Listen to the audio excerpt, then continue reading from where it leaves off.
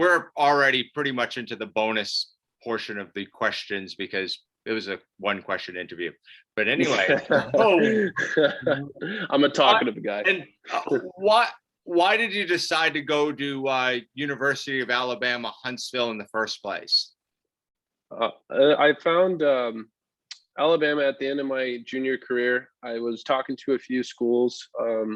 I had a sniff from Hockey East from a certain team, and it didn't work out. And it really hurt me because, as I know, it's my dream to be in that top notch. But then Alabama came along and offered me a fantastic opportunity to play, to not pay a lot of money for school, and to really get my feet wet in college hockey. And I love the coaching staff there. I like that it was a small area. I really needed somewhere I could grow and kind of develop my character and kind of my game. And Alabama was the best place for that. It was a blank slate for me to create who I am. And I'll always be thankful for the 2 years I was there. Was that a tough team to play on? I mean, I see you weren't graced with great numbers in your first year, but definitely played more and showed some good improvement last season. But was that a tough team to play for? I mean, absolutely. I think the WCHA, it really doesn't get a lot of attention to how good those players are. It's a lot older, and I think it was hard, but I've always embraced that spot in a team. I've always embraced, in every team I've gone to, being the lower end team and seeing all the shots in the world. I love that challenge. And I've had to deal with it until I was a youth. And it is tough, but the toughest things breed the best success. And I think it was just so hard on me, and it forced me out of a comfort zone that I've never had, and it made me way better.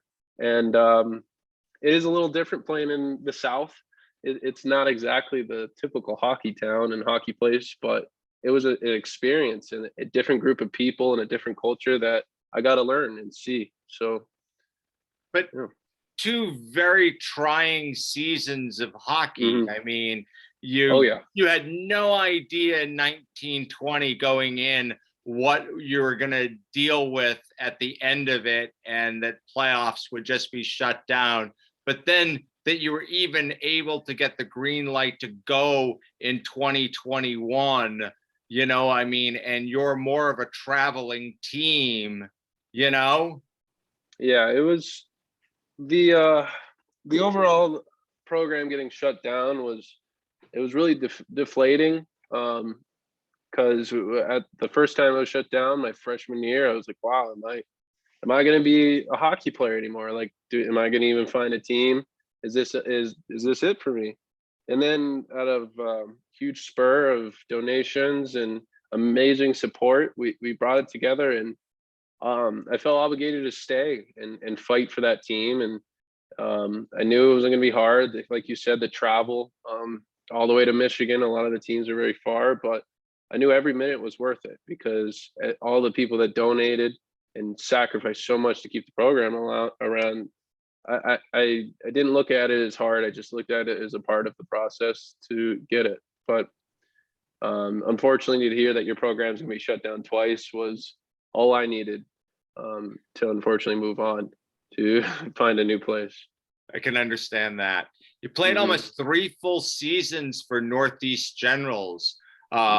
Was that just a really good program to be a part of? I think if there's any college or any person wanting to play college hockey, the Northeast Generals is probably the best null team you can play to get exposure. You're in the heart of Boston. You're in the coolest area. You have great coaching, great rink.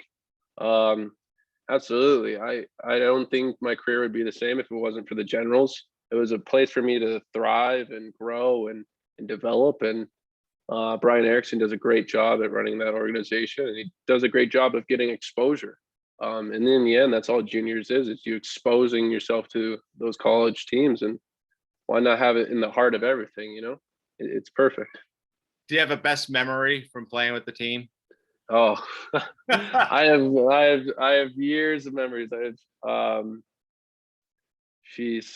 But I think there's a lot of good memories, but I have to pull it back to our first year, and everyone looks at that year as 3 wins.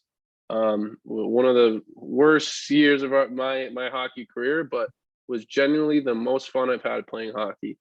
And those 3 wins, they took everything, but I wouldn't give it up for anything to win those games with those group of guys, because it was a horrible year, but I never felt like it was horrible. Like, our whole team was all friends, and we enjoyed it. And that easily was the most memorable, just that whole year. In the first part of 2016, 2017, you played for the Minnesota Magicians, right? Mm-hmm. Yes, sir. And were you drafted by them after your stint in the USHL? And why did it only last 2 games? I mean, you had stellar numbers, 1.71 goals against average and a .955 save percentage. Did they overhear you saying something like, "I hate the Minnesota Wild" or something?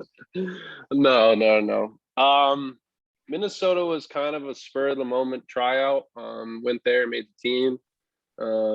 Kind of just liked Minnesota, and I had I think one connection there that just got me into the tryout, and they knew I was an ex-USHL goalie, so they said, "We'll give you a try." Yeah, I played pretty well the games I did. Unfortunately, sometimes with teams, if the coaches don't believe in you, and you don't have a good relationship with the coach, it's best for you to move on. Strictly because, sorry about that. Strictly because if you don't have a good connection with your coach, you don't have any belief system in yourself, and I just didn't feel like I had that right belief system there. So I decided to move on, and it was a mutual agreement to find another spot, and Northeast came along in this the shining star in the night, and that's how it kind of figured out. I just, you can do good in places, but it's all about, you got to be comfortable. You got to love the area you're in, and I loved Minnesota, but just wasn't my fit. Well, you were coming over from, your hometown was Parker, Colorado. Yes, sir.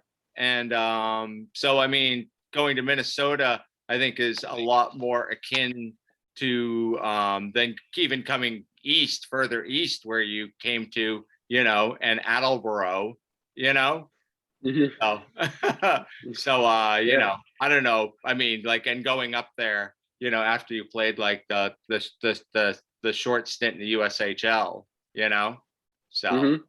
It was quite different, and every hockey player will probably agree, and it's a feeling thing. You really know when it's the right place to be, and it just didn't feel right, and you got to move on. You got to go with your gut at that point. Pretty great. All right, you're 6'6", 230.